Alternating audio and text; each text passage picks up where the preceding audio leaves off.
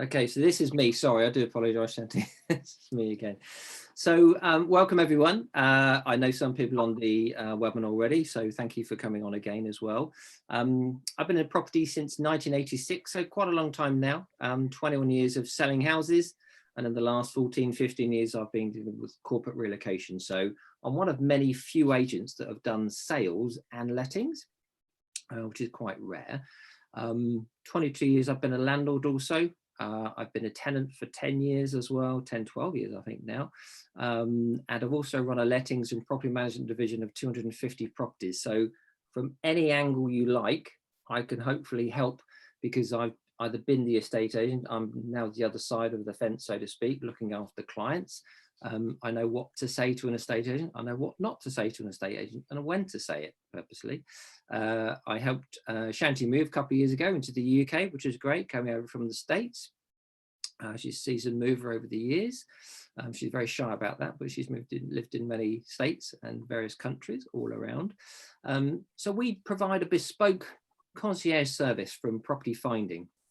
And people like to deal with myself or Andrew. Andrew deals with the north of the country. I deal with the south of the country very generally. But effectively, we do the same thing.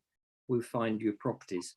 We'll get a property where you can't find yourself. We make sure we do our due diligence. We check the contracts. We do the check-in. We do the inventory, schedule of condition, making sure that we're looking after you, because we act for you. The agent acts for the landlord. It's been very, very tough the last couple of years, specifically, not just with COVID, just viewing properties, because there's such a shortage of houses around, as everybody knows.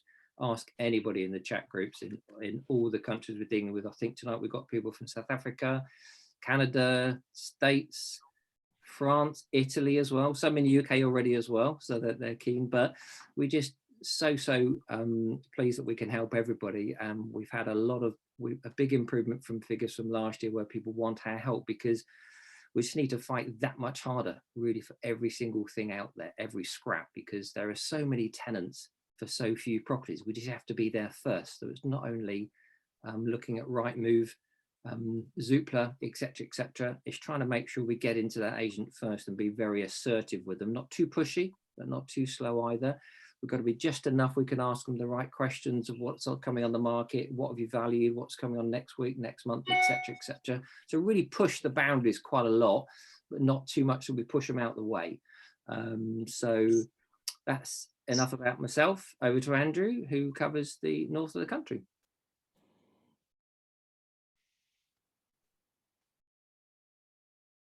Evening, everyone. Yeah, thank you for that, Mark. Mark pretty much hit the nail on the head with kind of demand at the minute. Myself, Mark's got a few years on me. So I've been involved in, well, as a landlord since 2004, and have a small portfolio of properties, and working in relocation since 2008. So we've 12 now, and we've covered people from all over the world, individuals through to families moving with pets. So it's been interesting and good, and we've been very helpful.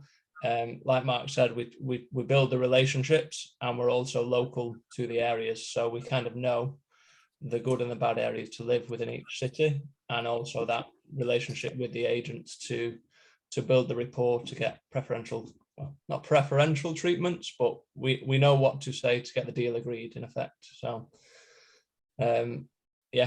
that's everything about me, and looking forward to Matt, who'll be involved, who helps all the household goods side of things.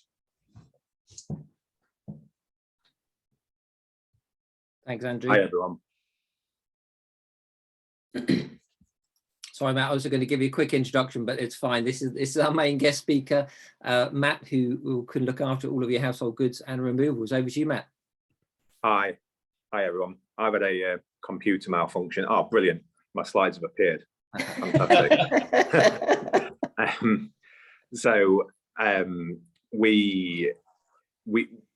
We're a household removal company, so we ship household goods domestically within the UK, but we do a significant amount of traffic from international destinations into the UK, and also from the UK to international destinations around the world. It's a fairly big subject that I'm aware that, especially in sort of South Africa, where people are listening and viewing from, it's quite late. So I think it's important that we maybe just sort of hit some of the headlines, and then I've got my contact details on there, and if anyone else wants to sort of expand on any points, potentially if we have some time at the end, we can do that, or we can pick them up sort of away from this meeting. When we're shipping goods around the world, sort of from country to country, there's two basic options which are very obvious. Air is an obvious option. Putting stuff on a plane is obviously very quick. It's also very expensive. So if you need essential items sort of in your new destination as you arrive, it's sometimes worth it. It's almost the equivalent of excess baggage, but we can arrange to ship, to fly stuff by air, but it's not really a hugely common occurrence, just because it is, in my opinion, cost prohibitive. Sometimes it's cheaper to buy the stuff that you're going to fly over rather than flying it. Sea is the most common way of transporting goods from country to country. I think most people will be familiar with a container ship after seeing the Evergreen ship stuck in the Suez last year. The boxes that you see stacked on the container ships are known as containers. They're modular boxes. They stack on top of each other. They come in two basic sizes. So the larger ones are 40 feet, and the sort of smaller ones that you see are 20 feet. A mixture really of what we ship. You know, we don't just ship 20 foots, we don't just ship 40 foots. You know, a large family of 4 or 5 people would generally kind of fit what they need in a 40 foot. A smaller family of 2 or 3 people would generally fit what they want to ship and need to ship into a 20 foot, but it's not as crude as that. There are ways that we measure and pre-survey your goods to be able to know what the volume that you're shipping, and all of our costs and our planning and our pricing is generally based on volume rather than weight. You know, people sometimes focus on weight when we're talking about shipping, but it isn't weight that we really focus on, because furniture and household goods in general generally have a lot of fresh air in them. So we tend to fill the space in the container before we exceed the weight limits of the container. The basic kind of steps that we follow with every move we do, we always do a survey.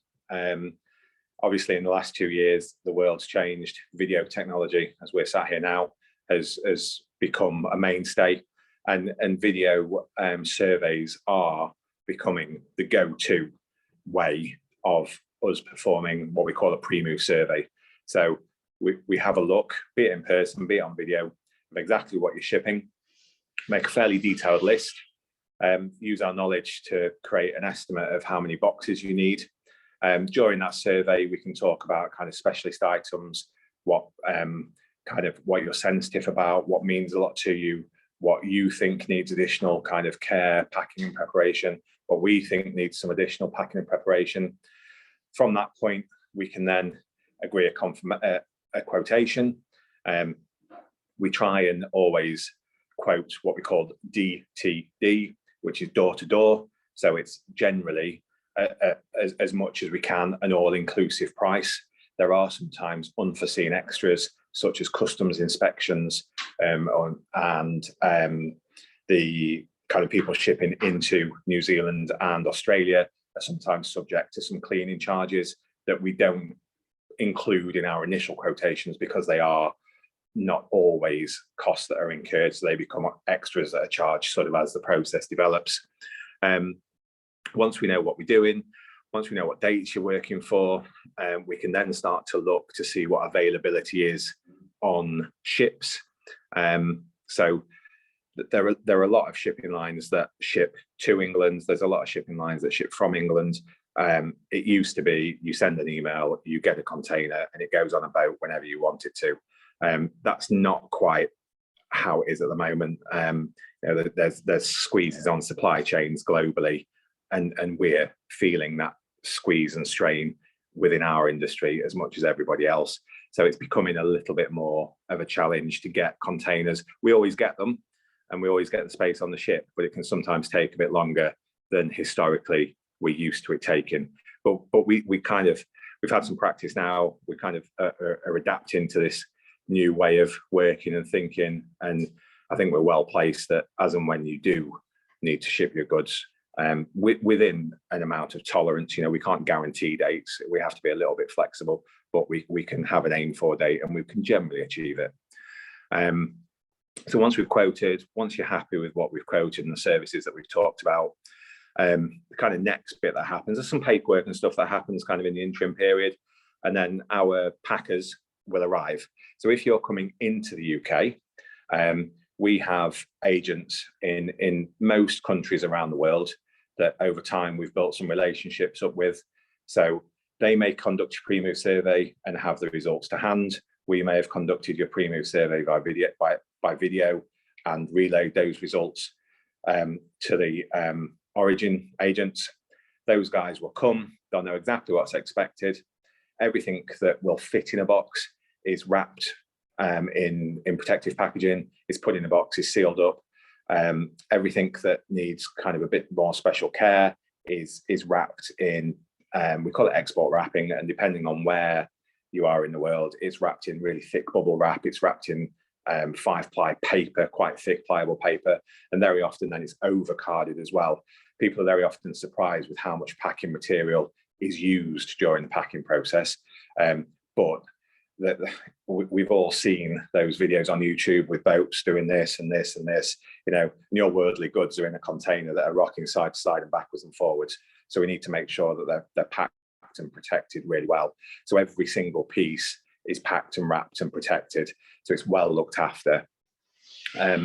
We make an inventory list as we're packing, so it's an itemized numbered inventory, so every single piece that goes on the container has a number, which is then checked on as we load it. Once that container is loaded, we then will generally close the doors on the container. Every container that you see on these boats is sealed, which is a bolt seal that once it's shut, you can't open it apart from with bolt croppers.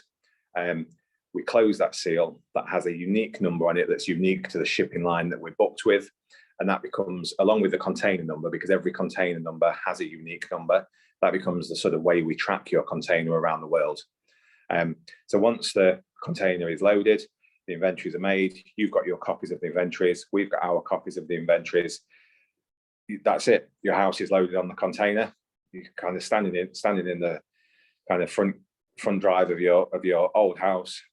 The truck drives away with all your goods on, and that's where the question marks are kind of sometimes appear in people's minds. People kind of can picture it to this point, but then there's often a lot of curiosity as to what then. So we'll just walk through that slowly. That container is pulled by a truck. So the trucks that we all see whizzing up and down the motorway pulling these containers, that truck will drive to port. When it gets to port, the container number, the seal number gets checked in, and then it arrives in the port. And I'm sure everyone's seen pictures of these ports on TV and news reports. Huge, great cranes lift the container from the truck into a system on the dock. So there's kind of a stacking system of containers. If the ship or the boat that we're going to use is in port, it is then sort of goes from this holding area straight onto our ship. Generally speaking, there's a little bit of a wait and a delay at port, whilst we want to make sure the container's there in time for the ship. We don't want to be kind of just in time, we want to be well in time. So sometimes the container will sit on the docks for a couple of days and then is lifted onto the ship. The containers that we have are generally lighter weight as opposed to kind of general cargo. So if you do see a picture of a cargo boat, usually household goods are quite a long way towards the top. So if you see the top layer on a container ship, probably there will be someone's worldly belongings within one of those containers. The boat then sort of sets off from the origin port on its way to its destination port. People say, how long does it take to sail from Johannesburg, Cape Town to London? And there is a stock answer to that, but the answer is it depends, because it depends if that boat is going directly without stopping at any other ports, or is it stopping at every single kind of African and European port on the way to discharge cargo and reload with other cargo. And obviously each of those stops add time or not. So it is, there is a general rule of thumb, and we know generally how long the voyages take, but they are subject to a little bit of variance depending on the shipping line. So there's always got to be a little bit of tolerance for the timelines that we're dealing with. So your containers on the boat is sailing. We can live track the ship, so we can give you a tracking link so you can see the progress the ship is making. Excuse me. And so then the ship arrives at the destination port. So let's say you're shipping into the UK, that boat will arrive, and it's very much then that process in reverse. So the container is lifted off, it then sits in the dock. We then have to, we've already started the customs process, but we then have to kind of complete the customs process whilst the container is in the docks. The container won't be released until the customs process is complete. We then arrange haulage for the container to be lifted onto a truck. The truck then will haul the container either, in an ideal world, direct to your new residence, or to our warehouse. At that point, whether it's offloaded into our warehouse or into your new place, we offload the container. Let's go with best case scenario for this illustration, that it's going direct to your residence. So you've managed to get your timing really well on. You've got your property, you've got your keys, and you're staying in the hotel nearby, and you're waiting for the goods to arrive. Goods arrive, and then we open it. So we double check the seal number, we double check the container number. We know that it's the right container. In theory, if there hasn't been any customs inspection, that seal that you saw closed at your origin point will still be intact, and we break that seal as we open the container. So we have bolt croppers with us, we break the seal, we open the doors, and then we offload the goods. The goods will be fairly well labelled, check the inventory off. We know that if it's sealed, everything that went on should have come off. We place your goods in the room of choice, in the position of choice. Everything is unwrapped, so all the kind of packaging that I talked about earlier is unwrapped and taken away. Your furniture is then in the rooms, your furniture is in the right place, and then very often we will then unpack your boxes for you, and usually we would unpack onto a flat surface ready for you to then put your goods in the cupboards and in the drawers and around the house where you want them. And what this usually ends up with, that we do a partial unpack of sensitive goods that are potentially fragile, that we want to make sure have kind of made the journey intact. So we unpack everything. You kind of work with us putting it away. We remove the debris, and at the end of that process, and it might take a day, it might take 2 days, it might take 3 days, but at the end of that process, you have your home then, and your home is intact and ready to start living in and start using, and it becomes kind of your new home with all of your existing furniture and goods in there. Can you flick to the next slide, please? Thank you. So points to touch on and to think about. TOR, which is TOR is transfer of residence. So the tax kind of office in the UK is called HMRC, Her Majesty's Revenue and Customs. Most of I can send all this information out about TOR, but so I'll just touch on it briefly. Most of the information that we need to do with HMRC is found on the gov.co.uk website, so the government website, gov.co.uk. If you look on gov.co.uk and search for apply for a TOR or how do I get a TOR, you'll be kind of led to the application point. And what the TOR system does is generate a transfer of residence number, which in turn, once you've, I'll go back about what TOR actually is in a minute. Once you've got that TOR number, that then enables you to get a URN number, which is a unique reference number, and that's a tax code that enables you to import household goods tax and duty free into the UK.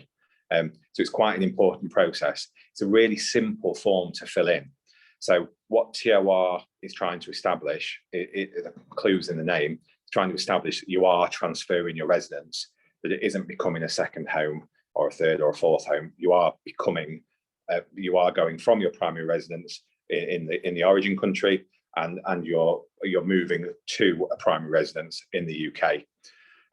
The form itself is quite simple. It's surprisingly simple, and it's surprisingly easy.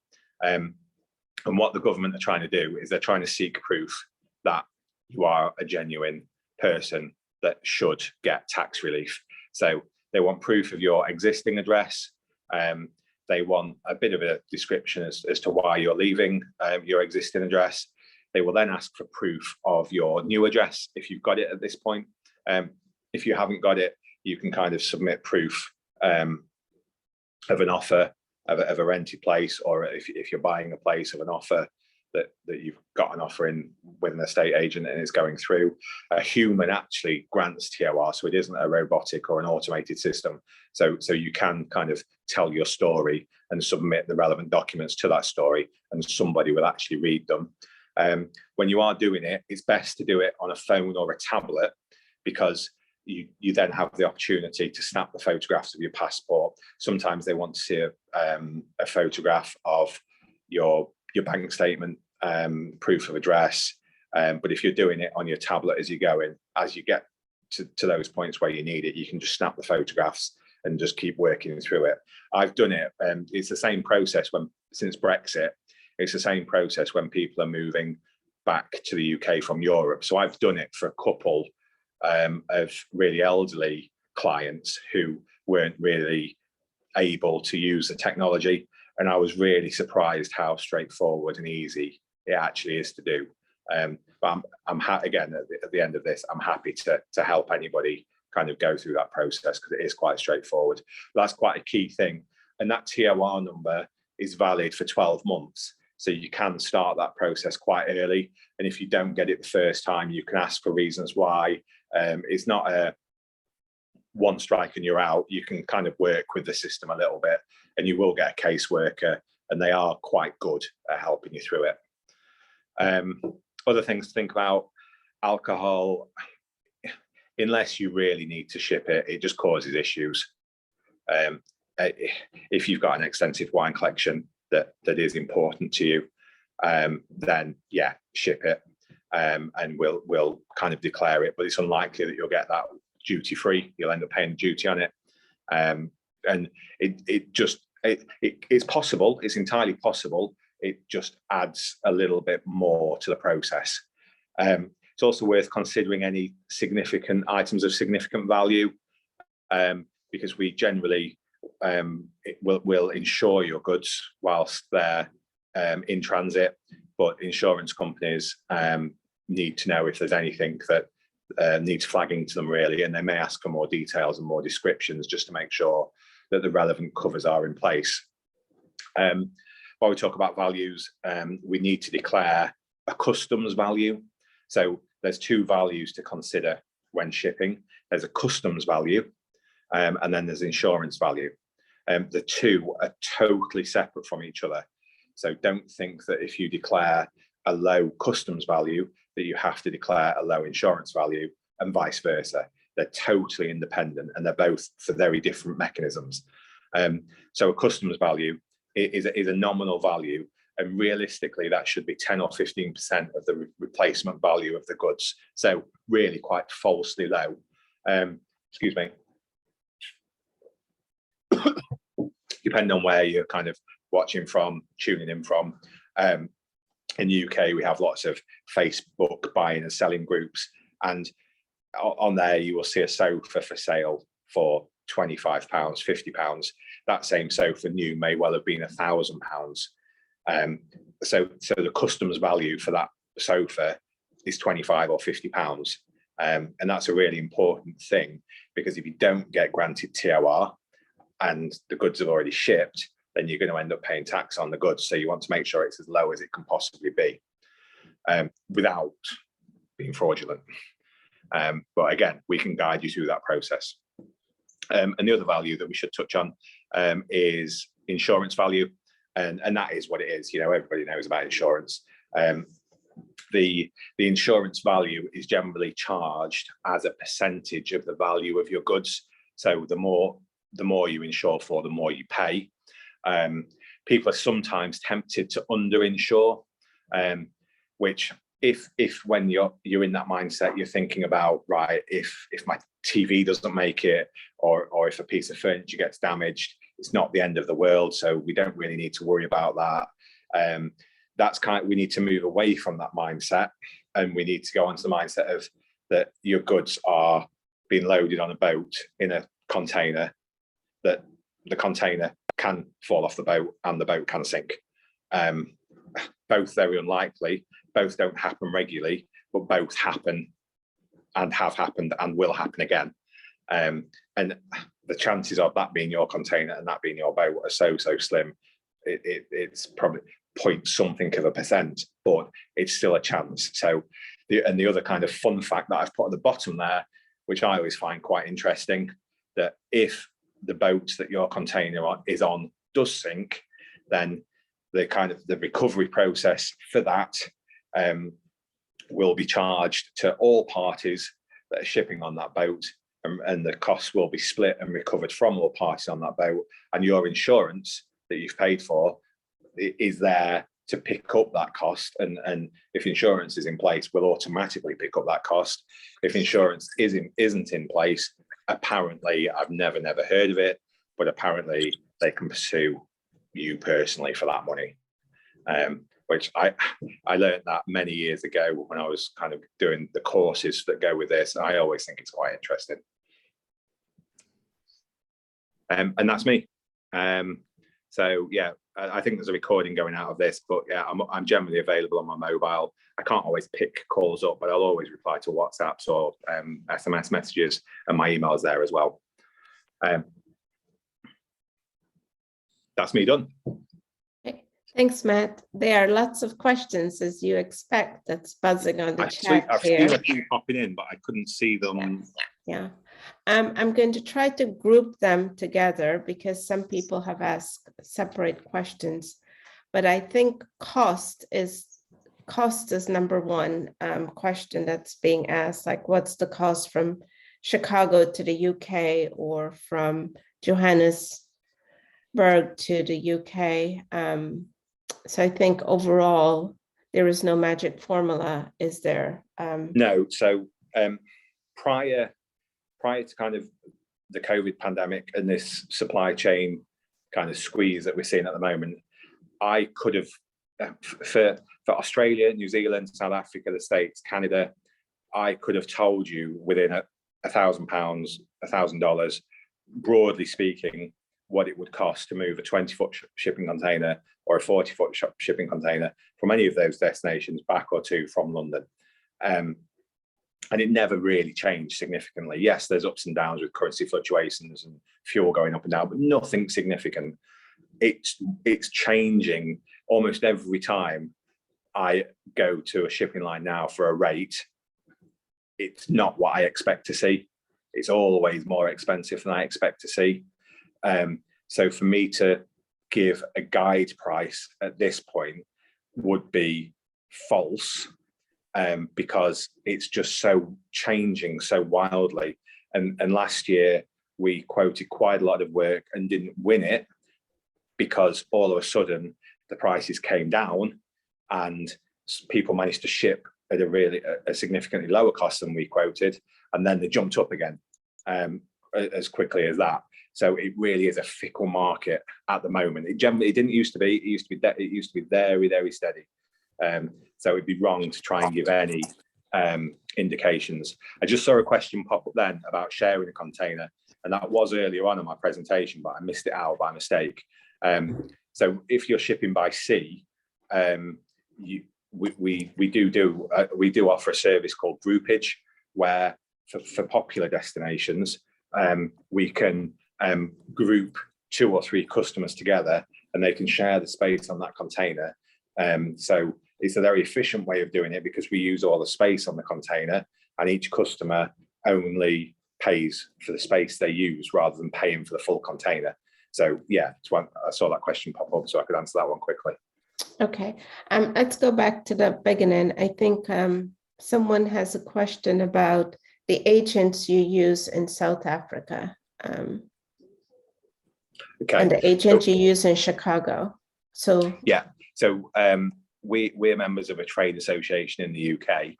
For a lot of the major kind of US destinations, a lot of the city destinations kind of in. So the big 5 for us: USA, Canada, South Africa, Australia, New Zealand. We have agents that we've kind of built relationships with in the past, and we do reciprocal business with them. So they send full containers to us for us to unpack and set up, and we send full containers to them for us to unpack and set up, and vice versa. If you're shipping from South Africa, for instance, to the UK, and it's as a result of this process, you would be our customer. So myself or my team would manage that for you, and we would handle most of the communication with our South African agents, although there are the practical considerations of what time the crew's going to arrive, can I change my date and this kind of thing, that sometimes it's easier, rather than coming through a third party, you speak directly to our agents. So we are very open, and it is very much a triangle. Juliet in Chicago has a question. Can you explain how you manage insurance coverage for the goods? Okay, so we fairly early on in the process, we send you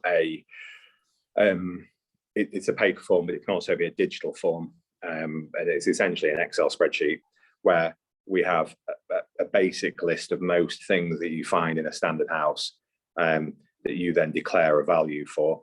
So you do an inventory kind of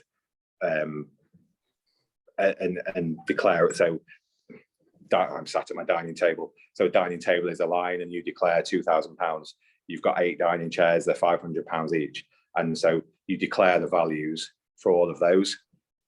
Once we have a value, we can then, with our insurance company that we do business with in the UK, we can then get you a marine insurance policy. So it's a premium that is for your move. So it's not that you use our insurance, you buy a premium for your move. So it's a bespoke policy for your move. For the TOR, TOR, T-O-R? For the TOR, yeah. TOR. Juliet asked, is it okay to use the address of a UK-based relative?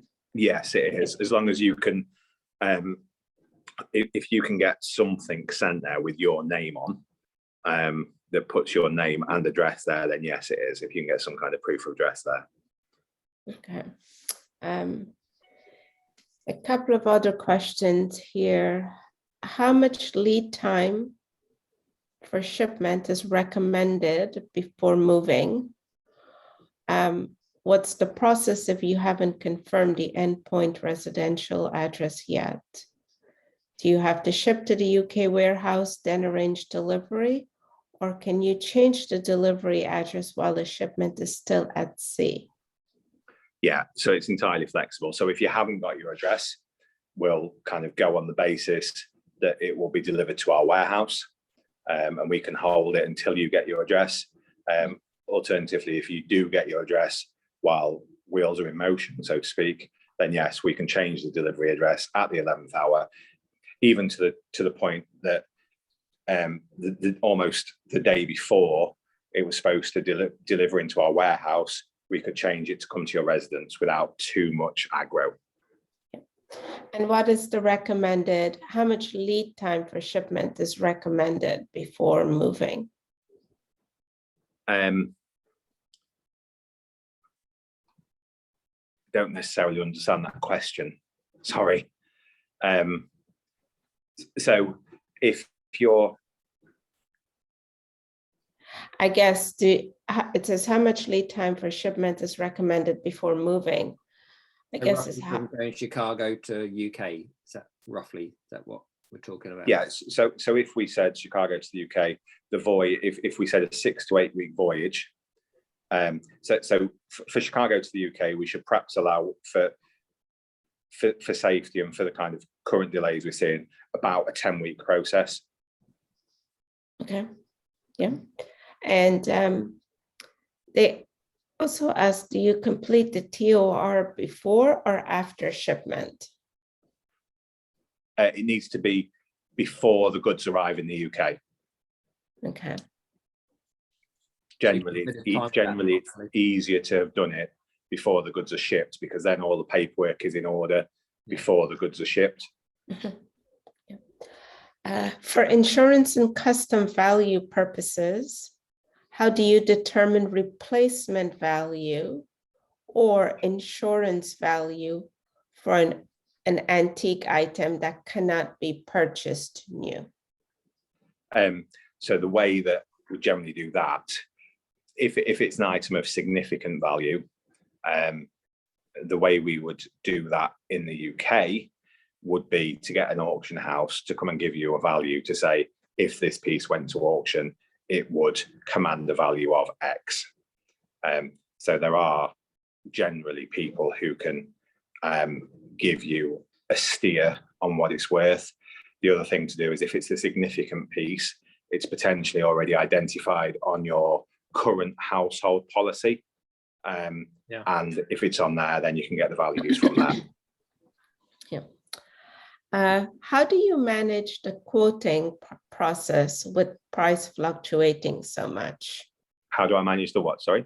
The quoting, the so our prices are only usually valid for a finite number of weeks until we then need to requote, just to kind of try and protect ourselves a little bit from the fluctuations that we're currently seeing. Okay. We are being hearing lots about demurrage. Demurrage, yeah. Demurrage cost. Kindly explain, and why is demurrage being charged as an unexpected cost? So demurrage is a cost that when the boat arrives to the port, the container is lifted off and the container is sat at port. You get a number of days included for the container to be sat there, which is usually up to around a week, sort of between 5 and 7 days. After that point, demurrage is essentially key rent. So you're renting the space on the key side for that container to sit. And so the reason that containers are sitting there and not getting out of the quay or out of the port is generally because of the driver shortage that we're all seeing in the press. Yeah. The one fortunate position that we're in is that we run a fleet of container haulage vehicles. So as and when your container arrives, and as soon as it clears customs and as soon as it's released, then we can, I wouldn't say guarantee that you won't pay any demurrage, but as soon as we know it's available, we can usually collect it within 48 hours. So we can kind of circumnavigate that problem, so it doesn't become too much of a problem. And the last question on here, just to clarify, the values of the items insured should be pounds? No, we can use the currency calculator, so it doesn't really matter what you declare, what currency you declare in. We will just use a currency. So if you don't declare in pounds, we will use a currency calculator to make the declaration in pounds. And I think I covered it all. I hope I didn't miss anything. Mark, did I miss? There are a few emails in the chat for you, Matt, for you to follow up with some individuals. Yeah. Yes. Yeah, no So some great questions tonight, people. Thank you. Really, some do more. one last one came in from Craig. Understanding your reciprocal agreements with agents in various countries, are we to obtain quotes from you or the local agent? I would always say get a quote from me, and at that point we will usually be able to tell you who our intended agents are, and our quotes should always be similar, because our agents' costs are our agents' costs and our costs are our costs this side. They're the only variables that either of us have got any control over. Everything else is a relatively fixed cost. Do you have an agent in Namibia? Not one that I can put my finger on, but I can certainly have a look and confirm that. Okay. Namibia is a challenging destination because there's only really one port that goods are shipped into, and it's a vast country. And from what I remember, there isn't a huge rail infrastructure. So sometimes it means the container going significant distances by road, which can pose kind of a little bit of an issue. But I can follow that up in more detail when I have a look and just double check with an agent that we've got there. Okay, I did ask for the email address so you can follow up with that individual. So I think this was great. Lots of great questions. Really good questions. If anybody's got any specific questions they want to just take a note of Matthew's email address, there's certainly, I think Juliet and Craig, I've got your details already that I'll put you in touch with Matt directly as well with you. Yeah, perfect. I've seen a few WhatsApps coming in as we're chatting. So okay, right. I think, you know, one of the things I would like to add is that when you're moving, I think Matt said it earlier, someone said it, you may want to consider certain things not bringing it because of various reasons. I know antiques are a little bit sentimental, but things like your clothing, depending on where you're moving from. We moved from Colorado, where it's sunny, dry, and blue skies 300 days of the year. Like England. But certain fabrics don't go well in certain climates, and those are the things that you may consider not bringing and purchasing here. So there are a couple of blogs that we will be putting together to share those types of information with people relocating, because you don't want to pack, even if it's one small box of things, or a quarter of a crate or 1/10 of a crate with something that you probably can't use, or it's better off getting it here, or more cost effective as well. So, you know, I think you're right, Shanti. Certainly the big five you mentioned, Matt, are the countries: USA, Canada, Australia, New Zealand, South Africa. They're all large countries with large furniture. And if I get people at the right place, the right time, I try to tell them, certainly from the States, not to bring a Super California King, because it won't fit anywhere, let alone get up the stairs probably. So I'm sure you have that conversation. That's right. As well, but the door width, you know, we should, just navigating through hallways here is very challenging. Yeah. So, but yeah, and like I said, I moved from the US September of 2020, and if I know Juliet and I chatted with Mark and shared my moving experience, but if there's anything anyone would like any help with, can just let me know as well. I would put my email address in the chat. It is a stressful thing, you know, so let me get that so people can get it. Anything else, Mark? I think it was really some really great questions there. I mean, I learned a hell of a lot, as I do anyway, from all these things. So it's really, really good and really informative. Thanks, Matt. It's really, there's so much. No, I appreciate you the opportunity. Thank you. So I know there's so much more to what you've described already, but it's just blown your mind already. Even just the amount of time it can take and all the logistics in between are, like I say, a ship they don't often fall over, sink or whatever, but they have happened in the past, but they can take, 6, 10, 12 weeks. It's a long time, and and the price fluctuation for you to give an accurate price must be horrific, because you can give a price today, but it might go up, might go down. And just with the last couple of years, Brexit and everything else has been very, very tough for everyone, I think.